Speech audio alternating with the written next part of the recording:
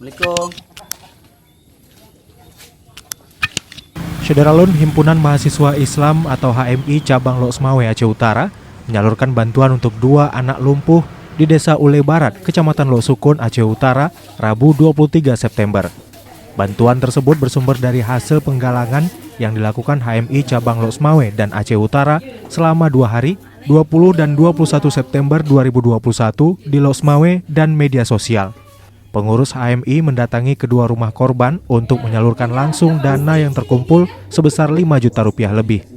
Penderita lumpuh adalah Muhammad Ramadan 21 tahun yang menderita lumpuh layu sejak lahir sehingga tak bisa berdiri.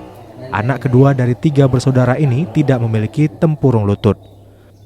Sedangkan Kamaruzaman 20 tahun menderita stroke setelah kepalanya membentur pamflet rumah sekolah saat bermain sepak bola ketika masih kelas 6 SD. Bahkan sekarang Kamaruzaman tidak bisa melihat lagi setelah dioperasi.